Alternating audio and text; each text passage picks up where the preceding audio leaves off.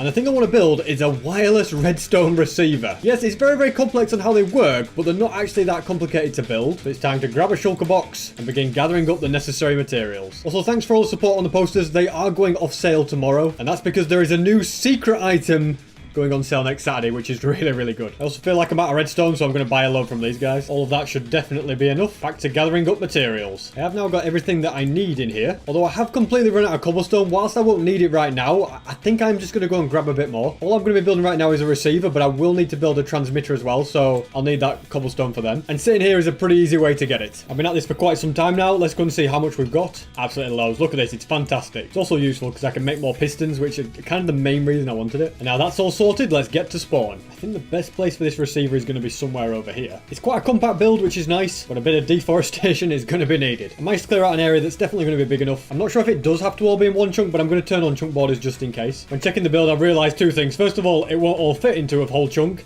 And second of all, I've forgotten a couple of materials. I need a bit more white concrete, loads of repeaters, 40 is actually the total I need, so that's perfect, and redstone dust. Let's turn all this concrete to powder, and then I can start building this. This is just going to be a really complicated redstone build, so I'm not going to bore you with too many of the details. I'm just going to get on with it. And I've also kind of got to concentrate, because if I mess up one tiny little thing, yeah, the whole build is just not going to work. So I will be as quick and careful as I can be. Everything I've built so far probably looks quite complicated, but the main gist of what I'm building right now is a system that detects whether or not the chunks are loaded or not. So basically, if I place an armor stand here, if that armor stand, I'm going to put Frostwalker on, Frostwalker onto the armor stand, and then I'm going to have water right here and water right here, and everything should work correct. And now, yeah, it's just that observers are going off. But now, if this gets frozen, then that'll get detected by the observer. Now, I actually have to make sure there's a block above that, otherwise it will just get frozen on its own, so I have to do something like that. But yeah, then it will know that the chunks are loaded,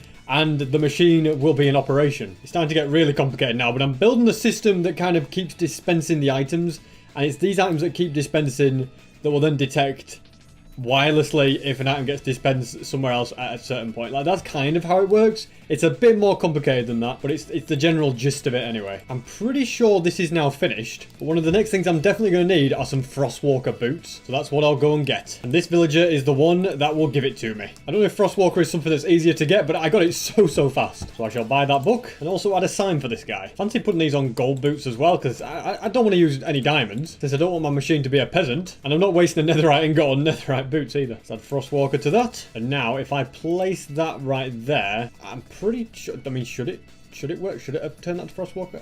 I'm not entirely sure. If I wear them myself, does it? Does Frostwalker just straight up not work? Is it? Okay, I'm not sure what's going on here. Seems to work pretty well on these blocks. I think I know what the issue is, so I think there needs to be water there, but then also water at the bottom, and then water here.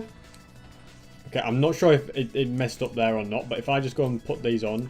Okay, I think, yeah, okay, that worked perfectly, and then it pulls it down, and it should keep regenerating. Yeah, perfect. Okay, so now all I have to do is instead put these on you, and then whenever this chunk is loaded, so when the world is reset or anything like that, in fact, I'm not sure why I just did that, but if I now do this, it should turn the whole machine on, and there should be a clock going on. Now, the only thing I need to do is need to add items into like this system so there's actually things being dispensed. So let's go with a bucket there and a slab right there. And I think there needs to be an item here as well. I think that's then everything, and it all should just be dispensing and working correctly. So you can see what it's basically doing is dispensing two items at exactly the same time. I was trying to work out why this wasn't quite working properly. As you can see, signals keep getting sent through, so these shouldn't be lighting up. These pistons shouldn't be moving unless a signal gets sent to it. And the reason for that was really the amount of items I was putting in. I'm not actually putting enough. First of all, they need to be non-stackable items in these, so I'm just going to make a bunch of axes and fill up these. So I've got 3 in the bottom ones, 4 up there, and the same on this side. And I also need to sort out the item counts up here because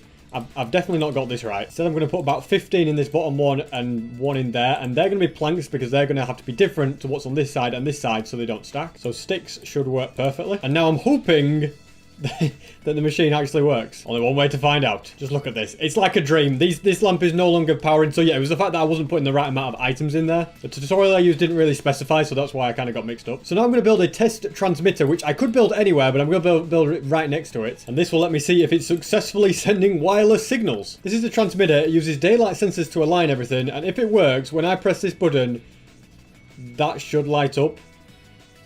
I didn't. It almost did, but it didn't quite. Wait, it did just then though. Okay, it did it a little bit delayed, but it did work. It seems to be pretty consistent. If we look now, look, it seems to... Yeah, pretty much. That first time was a bit weird, but it seems to be every time. So let's see what we can do with this. First of all, I'm going to head back home and grab a piston. And I've also grabbed a bunch of other items. And if I create an ender pearl stasis chamber like so... Okay, well, maybe it needs to be a little bit deeper. And now if I press this button, it should teleport me, if it works. Yeah, look at that. It worked. I'm going to leave this ender pearl here, and I'm going to mine away at all of this. Hopefully it doesn't send off any signals. And now we build the transmitter somewhere far, far away. And I think the Guardian Farm is the place. So right here is the perfect place. The build is done. Now if I press this button, in theory, I should get teleported to spawn.